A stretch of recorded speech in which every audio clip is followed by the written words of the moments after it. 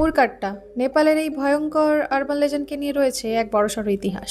2015 নেপালের ইতিহাসে লেখা এক ভয়ঙ্কর বছর। এক ভয়াবহ ভূমিকম্পে কেঁপে ওঠে পুরো নেপাল শহর কাঠমান্ডু। পুরো শহরটি পরিণত হয় ধ্বংসস্তূপে এবং সাথে সাথে নেপালের ফেমাস একটি টাওয়ার ধারাহারা সেটিও ধ্বংস হয়ে যায়। কিছু মানুষ বলেন যে এই টাওয়ারটি ভেঙে পড়ার পরেই নাকি একটি আরবান লেজেন্ড মুক্তি পেয়ে যায়, তার নাম মুরকাট্টা। এই ঘটনাটির পর থেকেই মানুষ অদ্ভুত দৃশ্য দেখতে শুরু করে। নির্জন রাস্তায়, ব্রিজের ধারে বা পুল ব্রিজের ধারে এক অচেনা মানুষের ছায়া, কাছ থেকে দেখলে বোঝা যায় তার মাথা নেই। মুরকাট্টার শরীর হাঁটে সোজা হয়ে, কিন্তু তার কাটা মাথা সে তার নিজের হাতেই ধরে রেখে ঘুরে বেড়ায়। মুরকাট্টা ডাইরেক্ট অ্যাটাক করে না, সে মানুষের পেছনে পেছনে চলতে ভালোবাসে। তার চোখ দুটি বিকটভাবে কালো, যেন চোখ দুটিই নেই, এবং পেছন থেকে ভুলেও যদি ঘুরে তার দিকে তাকানো হয় তাহলে কিন্তু সে সেই মানুষটিকে তার নিজের মতোই নাকি বানিয়ে দেয়। গ্রামবাসীদের মতে দুর্ঘটনা বা বিশ্বাসঘাতকতায় মারা যাওয়া স্পিরিটগুলি মুক্তি না পাওয়ায় মুরকাট্টায় রূপান্তরিত হয়। এবং সবচেয়ে ভয়ঙ্কর বিষয় হলো নেপালের তান্ত্রিকরাও এই ভূতটিকে ভয় পায়, কারণ মুরকাট্টা কোনো তন্ত্র বা মন্ত্রে বাধা পড়ে না। তাই এখনো পর্যন্ত কাঠমান্ডুর কিছু এলাকায়